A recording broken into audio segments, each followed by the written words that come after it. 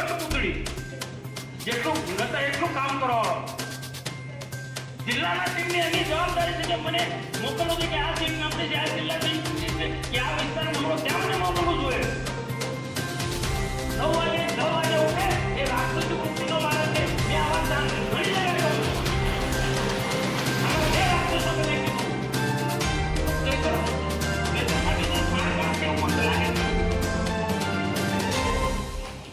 પણ મને એક પણ દિવસ એવું નથી કોઈ પ્રમુખનો ફોન આવે કે મહામંત્રી કે પ્રભારી અર્જુન ચૌધરી કઠપૂતળી જેવો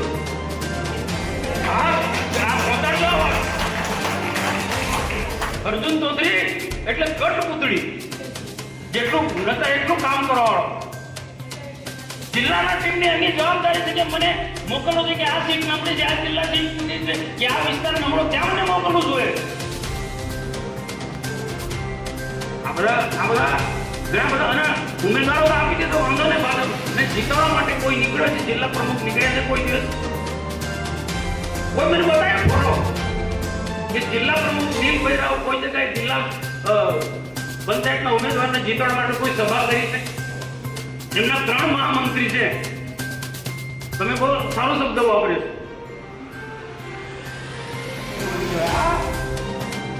10 વાગે ઉઠે ઉઠીને સીધા એસી કાર્યાલયમાં જતું રહેવામાં આખો દિવસ ત્યારે ફોન ઉપર બધું પિચિંગ કર્યા કરવાનું બધું. એટલે કોઈ મહત્વના નિર્ણય લેવા હોય તો અમને તો પૂછો, અમને પૂછો આ લોકોની સામે કોણ લડે છે? આ ગુંડા લોકોની સામે, દુષ્ટ રાષ્ટ્ર એટલે તમને કોલોની સામે કોણ લડે છે? બાકીનું પછી જીતી ગયા પછી બાકીનું મારે કહેવું નથી, બધા તમે જાણો છો. આ બધા કારણો છે, આમાંથી આપણે બહાર નીકળવું પડશે. ભારતીય જનતા પાર્ટીના કાર્યકર્તા તમે છો, એને ખબર છે. લોકો કામ માટે જાય 10 વાગે 8, 9, 10 વાગે. ભાઈ તમે નેતા છો, તમારે વહેલી સવારે આવવું જોઈએ, લોકોના પ્રશ્નો સાંભળવા જોઈએ. 10 વાગ્યા સુધી તમે ઊંઘો તમારા ઘરે, એ ભોળો હોય કે જીલ હોય, આ તો પદ છોડતો હોય તો નહીં ચાલે. કાર્યકર્તા સાંભળવો પડશે. 10 વાગ્યા સુધી તમે બિસ્તરમાંથી ઉભા નહીં થાવ. મેં નરેન્દ્ર મોદીનો દાખલો આપ્યો. જાઓ નરેન્દ્ર મોદી પાસે કાર્યકર્તા શીખે, આગેવાન શીખે, એ મેં વાત કરી હતી. 4 વાગ્યા માણસ જાગી જાય, ભરતમુખમાં જાય, પ્રકૃતિ કરે, પૂજા પાઠ કરે, ના 9 વાગે એનું કાર્યાલય ચાલતા લોકોને સાંભળવાનું ચાલુ કરશે. અનેક રાજ્યો ના અનેક સંગઠનના લોકો આ પ્રકારની આપણે કાર્યપદ્ધતિ છે ભારતીય જનતા પાર્ટીના. પેલા લોકોમાં અને આપણા લોકોમાં બહુ ડિફરન્સ છે. 9 વાગે 10 વાગે ઉઠે એ રાક્ષસી વૃત્તિનો માણસ છે. મેં આ વાત ઘણી જગ્યાએ કહું. આના 2 રાક્ષસો મેં કીધું. બીજા કોઈ રાક્ષસો હોય એમાં નીલ હોય કે પછી ભોલો હોય. ભોલાનું શું નામ છે જેને પણ જિલ્લા પંચાયતની અહીંયા એક પણ મહામંત્રી કોઈ તાલુકા ની સીટ પર કે જિલ્લાની સીટ પર ઉમેદવારને જીતવા માટે નીકળ્યો છે કોઈ મહામંત્રી? કોઈ તો મને ફોટો આ આવવાના કારણ છે. પ્રમુખ એસી ઓફિસમાં બેસી રહે, મહામંત્રી એસી ઓફિસમાં બેસી રહે, તો કઈ રીતના તાલુકો જિલ્લો જીતવાનો છે ભાઈ? કઈ રીતના જીતવાનો? એ ધારાસભ્ય આવો પ્રકારનો ગુનાહિત કૃત્ય વાળો છે. આટલા ગુના એ મેં માહિતી આપી છે જિલ્લાના લોકોને. આ માહિતી લઈને તમે ગામડે એક બૂથ પર ગયા હોત, તાલુકાના જિલ્લાના સંગઠનો લોકો આ સ્થિતિનું નિર્માણ ના કર્યું હોત. જવાની જરૂર નથી. મેં કીધું આવતા મુદ્દા લઈને જજો, વિકાસના કામો લઈને જાઓ. તો જયકર સાથે શું સાણ કાઢશે એવું મને લાગે છે. એ કાઉન્ટર નથી કરી શક્યા. એનું એ પણ એક કારણ છે. જિલ્લા સંગઠનના લોકો અહીંયા છે, ઘનશ્યામભાઈ કાર્યાલય બનાવી દીધું છે એર કન્ડિશન, એમાંથી બહાર નથી નીકળ્યા. ઘનશ્યામભાઈ આ પણ એક કારણ છે. ઉમેદવાર પસંદગીનો કાર્યક્રમ હતો કમલમમાં. બેને સંબોધન કર્યું, નીલભાઈ સંબોધન કર્યું, મેં સંબોધન, બધાએ સંબોધન. અર્જુનભાઈ પ્રભારી છે, મુક્તિ તલવાર વાળો પ્રભારી. હું તો જે મને અનુભવ છે પ્રકાર બોલું ભાઈ, મને જે અનુભવ થયો છે પ્રકાર હું બોલું ભાઈ. ખોટી તલવાર વાળો પ્રભારી અર્જુન, નામ પણ કહીશ ને અર્જુન પડી ગયું, મને ખબર નથી પડતી. એમને સંબોધન કર્યું. પછી નીલભાઈ ઉભા થયા, પૂર્ણ સમાપન થઈ ગયું. એને પણ કઈ નાની મોટી તકલીફ હોય તો મને ફોન કરજો, અડધી રાતે ફોન કરજો. હાલો કોઈ ઉમેદવાર તો ફોન થોડો કરે, જે વ્યવસ્થા કરવાની આપણે વ્યવસ્થા કરી દેવાની હોય. મેં તરત જ કે અર્જુનભાઈને ત્યાં બેઠા હતા, બેઠે બધાને કે આપણે એનટીકેબીનો બે છે, જે પણ વ્યવસ્થા કરવાના હોય કે મેં એ જ વાત કહી હતી. મેં એ જ વાત કહી કે ભાઈ આપણી પાસે પૈસા ના આવ્યા હોય તો ઘનશ્યામભાઈ પાછલા વર્ષમાં ઘનશ્યામ દેસાઈ જાડેજા જે કામ કરતા હતા એ બી મિટિંગમાં હતા. એ રીતના વ્યવસ્થા આ જ વાત છે. ઉમેદવારોમાં નક્કી થઈ ગયા છે, પ્રચારમાં આગળના આગળ તૂટી પડ્યા છે. આપણો ઉમેદવાર નથી નીકળતો પૈસાના કારણે. જે પણ વ્યવસ્થા થાય ગમે તેમ કરીને એને પૈસા આપો. આ લડાઈ કોના લીધે લડ્યો? પાર્ટીના ઉમેદવારોના લીધે લડ્યો. તાલુકાના ઉમેદવાર કે જિલ્લાના ઉમેદવાર. બીજું કશું નથી કે આ જ વાત થઈ વાર્તાલાપ રજવાડીમાં બંને આદિવાસી બહેનો મારા બહેનો છે. સમાજની અંદર આની જે અસર થઈ છે બહુ ગજબની ભયંકર, જે સોશિયલ મીડિયામાં ચાલ્યું છે. પાછળ બધી વાતો કરે છે, મનસુખભાઈ બધી વાતો કરે છે. મારા બે આદિવાસી બહેનો ખરી પણ નોન આદિવાસીને પરણી લીધી. એની સાથે જિલ્લાના પ્રમુખને પણ જોડી દીધું. ખ્યાલ આવ્યો દિનેશભાઈ? તમે જાતિ અંગેના ખોટા પ્રમાણપત્ર માટે લડો છો. જાતિ અંગેના ખોટા આદિવાસીના ખોટા પ્રમાણ માટે તમે લડો છો. પણ તમે તો તમે આને પ્રોત્સાહન આપો છો. તમે આને પ્રોત્સાહન આપો છો. અહીંયા એ સ્થિતિ છે તળી વિસ્તારની અંદર, ગરડેશ્વર વિસ્તારની અંદર. મેં કીધું ભલે તમે સ્વીકારો તો નહીં સ્વીકારો, પણ કંચનભાઈ આપણે વર્ષોથી કામ કરતા હોય, દિનેશભાઈ પણ વર્ષોથી કે નાના તળીનું મોટા તળીનું ફેક્ટર છે કે નહીં, ને ભીલ સમાજનો ફેક્ટર છે કે જેના પર પૈસા કે નહીં, એ નથી કરી શક્યા. એમને બુદ્ધિ નથી કઈ, અક્કલ નહોતી કે કઈ સીટ પર ભીલ સમાજમાં ચાલે, કઈ સીટ પર નાના તળી ચાલે, કઈ સીટ પર મોટો તળી ચાલે, તાલુકા જિલ્લો. અને આપણે કીધું છે, મેં એમને કીધું છે આ સીટ પર આ ચાલે, આ સીટ પર આ સમાજ ચાલે, આ સીટ પર આ કે નાના આપણે તાલુકાનું સંગઠન, તાલુકાના સંગઠન એકડો આવડતો નથી. ક્યાં કીધું ક્યાં બધા ભરોસો નીકળ્યો કામ લાગ્યો છે. આ મુદ્દો બહુ જોરશોરમાં જે વરસાય છે ભાષણમાં બોલવી, આ મુદ્દો ત્યાં બહુ આવ્યો છે. એવી રીતના કે મનસુખભાઈનું અપમાન, સાહેબના સાંસદનું અપમાન, આદિવાસીનું અપમાન, અપમાન અપમાન અપમાન આ જ ભાષણમાં ચલાવી ગયું. સોશિયલ મીડિયામાં આખો જે ભૂકો છે મુદ્દો, આ બધા મુદ્દાને જિલ્લાએ કાઉન્ટર કરવા જોઈએ. એ કાઉન્ટર નથી કર્યા. જિલ્લાએ જે કાઉન્ટર કરવા જોઈએ એ નથી કર્યા.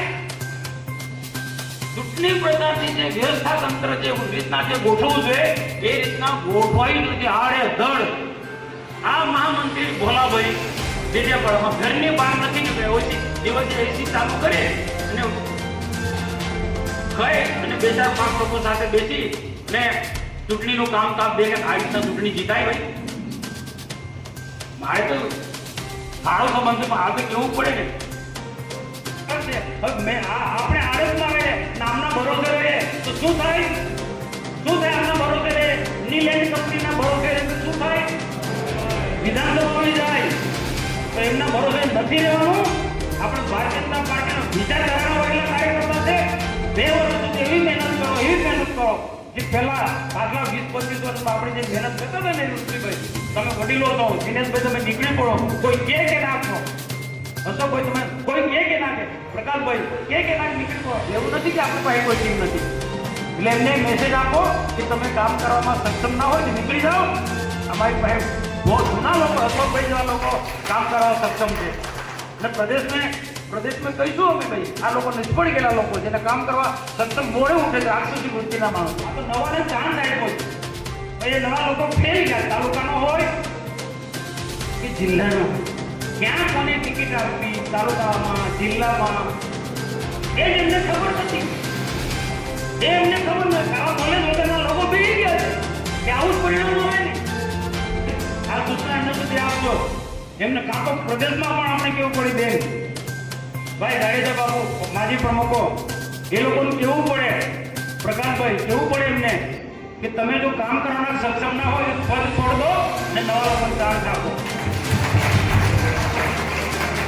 તમે કામ કરવાનો સક્ષમ ના હોય નહીતર એન્ડ કંપનીને કાઉન્ટર કરવાની તારામાં ક્ષમતા ના હોય તમારામાં ને નિરંજનની સામે લડવાની નીલમાં તાકાત ના હોય તો બધા પદ છોડ દો ભાઈ.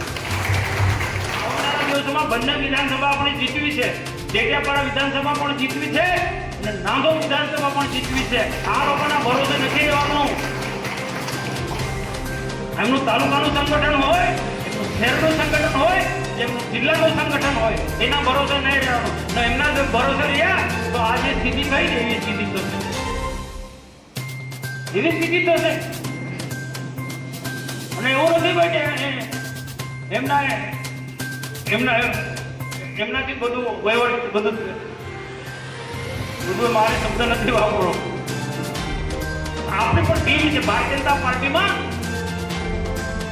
અમારા જૂના લોકો છે, દિનેશભાઈ કામે લગાડી લેવું વિધાનસભામાં, એમનું કોઈ ક્લાસ બી નહીં લાગે. આ નિરંજન વસાવા દારૂના અડ્ડા ચલાવે છે. આ લખજો ભાઈ, આ લખજો. આ નિરંજન વસાવા કુંવરપાડામાં દારૂના અડ્ડા ચલાવે. મેં નીલ રાવે વારંવાર કીધું છે તો આ પોલીસની બહુ મોટી વગ છે. તું કેને રેડ પાડો ને ત્યારે નથી પડો કે ભાઈ એનું પણ કાનૂન તપાસ કરવા જેવું છે. કે પછી એમને કોઈ સપ્લાય કરનારા ના તાર અડેલા છે બધા. આ એવું હોય શકે ભાઈ. આ અડ્ડાવાળાનો બધું સપ્લાય કોણ કરે છે એ બી કઈ થશે ને. આ બધા તમારે જાણવું જરૂર છે. મને તો ખબર છે દારૂ જુગારના અડ્ડા ચલાવનારા લોકોએ બેફામ આપણા વિરુદ્ધમાં કામ કર્યું છે. આખા જિલ્લાની અંદર દારૂ જુગારના અડ્ડા ચલાવનારા લોકોએ બેફામ આપણા વિરુદ્ધમાં કામ કર્યું છે. ભાજપ વિરુદ્ધમાં કામ કર્યું છે. જા ભરૂચ વિસ્તારની અંદર કોઈ પણ અડ્ડાવાળો દારૂ જુગારનો અડ્ડાવાળો કોઈ હિંમત તો કરે કે ભાજપનું કામ વિરુદ્ધમાં કામ કરે હોય તપાસ કરો. આનું નામ ના આપણા લોકોએ શું વિરોધ ના કર્યો, શું સોશિયલ મીડિયામાં જવાબ આપ્યો છે જીલેટ કંપનીએ સંજયને બતાવવા માટે. અપ્રચાર વર્ષા જેવાના જે ભાષણો એ ચલાવ્યા એને કાઉન્ટર જિલ્લાએ કરવું જોઈએ. સોશિયલ મીડિયામાં મારું સોશિયલ મીડિયાનો અહીંયા કાર્યાલયમાં ચાલતો તે બંધ કરી દીધું. તે બી બંધ કરી દીધું. હા એવો બંધ કરી દીધું નીલ રાવે. એની માનસિકતા તો જુઓ તમે. સંજય જેવો બોલવું પડે. ભલે હારી ગયો, હાર્યો નથી. સંજય કે સંજય તાકાત વાળો માણસ છે, એને હરાવવામાં આવ્યો છે.